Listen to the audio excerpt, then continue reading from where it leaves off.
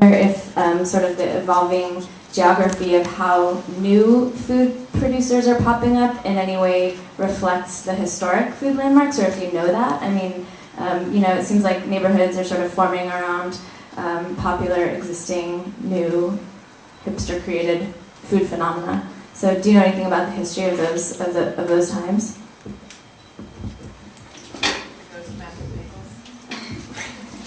Tough question. Well, I think that you notice that, well, I guess there's a few different things going on. One is just restaurants. The ability of a restaurant to define a neighborhood and reshape the cultural map of the city is something that we all know very well. At the magazine, I was reading an interview we did recently with David Chang, and he says his most influential chef to his career was Wiley Dufresne, who was influential not just because of his food, but mapping the food onto a geography and creating a restaurant in the Lower East Side before it had become what it now is, and the centrality of that particular restaurant to the cultural shift in that neighborhood is interesting to me. I think in Brooklyn, what we are doing as a distillery is basically light manufacturing, and so it's, I guess, not surprising that the distilleries that are starting now and the microbreweries that exist are in neighborhoods like Williamsburg, Red Hook, Sunset Park, not only for legal reasons or zoning reasons, but also just in terms of the building stock that's available.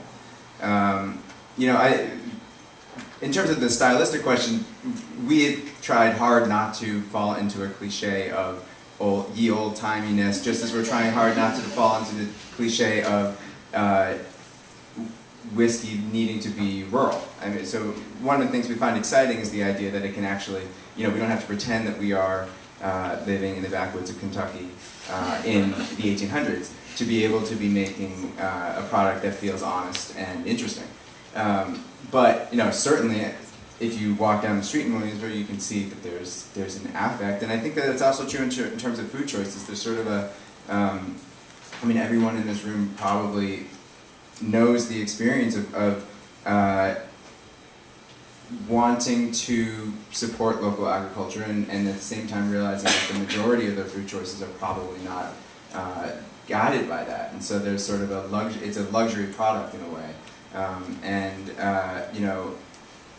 I think, just referring quickly back to the last panel, I think that there actually is a economic market out there for a premium product. You can pay more for apples from upstate New York, and you see that happening in places like, for instance, the Fourth Market or Union Square Market. But the real challenge would be to get to a place where it didn't feel like a luxury expenditure, but either at a market or at a fancy restaurant, but it actually was more integrated into your weekly supermarket choices. And there was